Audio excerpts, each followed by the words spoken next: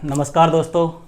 देखो भैया, अपने राजस्थान की कला और संस्कृति के बारे में अपने पढ़ रहे थे और अपना जो टॉपिक चल रहा था वो था अपने राजस्थान के प्रसिद्ध या प्रमुख दुर्ग, जिसमें अपने दो दुर्ग, अपने कुंभलगढ़ का दुर्ग और चित्तौड़गढ़ के दुर्ग का अपने अध्ययन कर चुके हैं। अगर किसी ने वो वीडियो नहीं देखे हो तो आप प्लेलिस्ट में जाकर देख सकते हो। आज अपनी बात करेंगे भैया राजस्थान के एक दूसरे प्रसिद्ध दुर्ग की, जिसे अपने इतिहास में रणथंभौर के दुर्ग के नाम से जाना जाता है। तो भैया अपने स्टार्ट करते हैं। देखो, सबसे पहली बात, यह रणथंभौर का जो दुर्ग है वह अपने राजस्थान के कौन से जिले में स्थित है?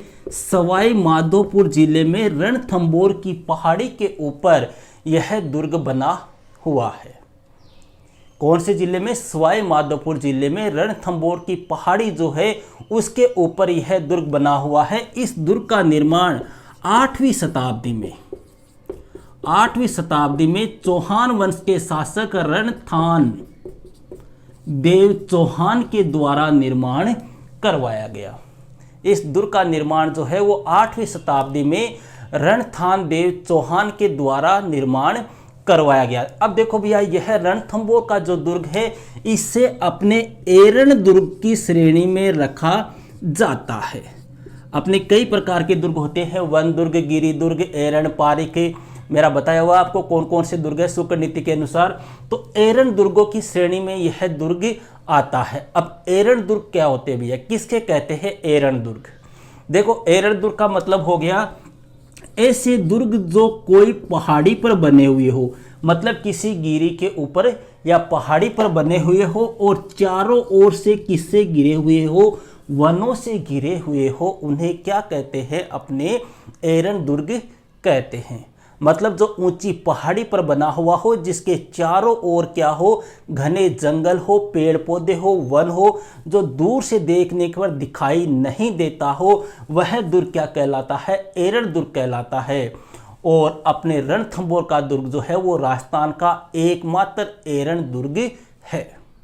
ध्यान रखना, कई बार क्वेश्चन ऐसे पूछ लेते हैं भैया, क्वेश्चन दे दिया कि निम्न में से कौन सा दुर्ग एरण दुर्गों की श्रेणी में आता है। अब आपको एक रणथंभौर का ऑप्शन दे दे, 3 अन्य ऑप्शन दे दे, ठीक है। या क्वेश्चन को पूछ ले एरण दुर्ग कौन से होते हैं? जो पहाड़ी पर स्थित हो, जो वनों में स्थित हो, जो पहाड़ी पर स्थित हो, वन से घिरे हुए हो।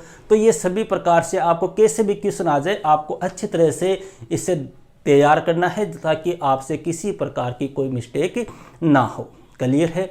अब देखो भैया, अपने पिछले वीडियो में पढ़ा था कि अबुल फजल जो है उन्होंने कुंभलगढ़ के दुर्ग के बारे में कहा था कि अगर कोई पगड़ीधारी नीचे से ऊपर की ओर देखता है तो उसकी पगड़ी नीचे गिर जाती है। इतनी ऊंचाई पर बना हुआ है कुंभलगढ़ का दुर्ग। यह बात अबुल फजल ने कही थी। कौन से दुर्ग के बारे में? कुंभलगढ़ के दुर्ग के बारे में। लेकिन अबुल फजल ने इस दुर्ग के बारे में भी एक बात कही है, और वह क्या है कि यह दुर्ग तो बख्तर बंद है, बाकी अन्य सभी दुर्ग जो है वो कैसे है? नंगे है। यह पंक्ति किसने कही थी? अबुल फजल ने कही थी। कौन से दुर्ग के बारे में? रणथंभौर के दुर्ग के बारे में कही थी। क्लियर है? अब देखो भैया, इस दुर्ग की मेन खास बात, भैया अपने खिलजी वंश का एक शासक था जिसका नाम था जलालुद्दीन खिलजी।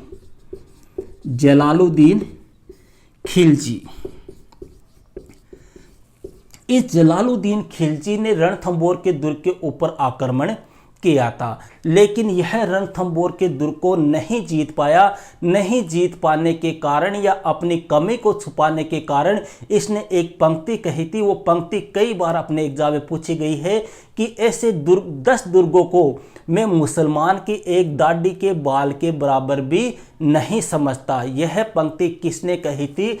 जलालुद्दीन खिलजी ने कही थी। कौन से दुर्ग को नहीं जीत पाने के कारण?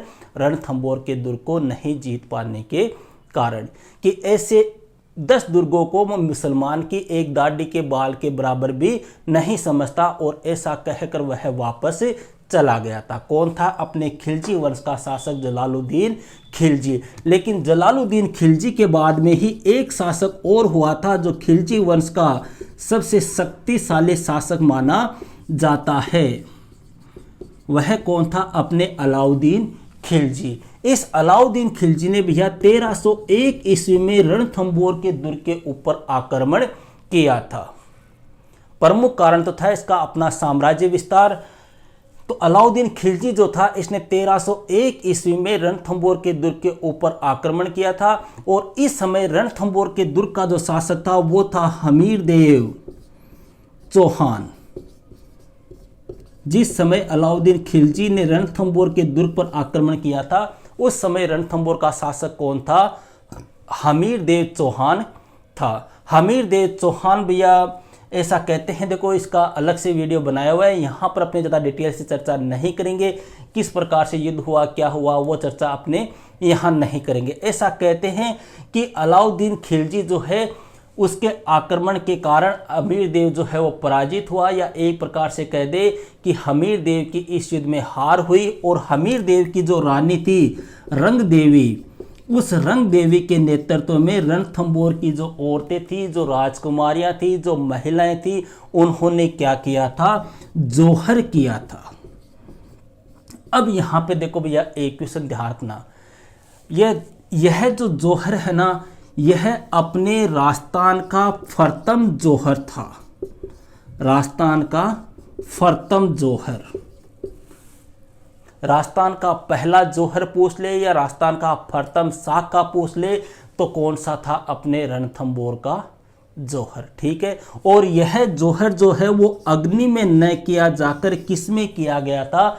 जल में किया गया था। एक तालाब था जिसका नाम था पद्मसर तालाब, इस तालाब में यह जोहर किया गया था, जो राजस्थान का फरतम जोहर माना जाता है। दूसरा जोहर अगर आपको पूछ ले तो सबको पता है, अपने रतन सिंह और अलाउद्दीन खिलजी के मध्य युद्ध हुआ था रानी पद्मिनी को लेकर चित्तौड़ वाला 1303 में।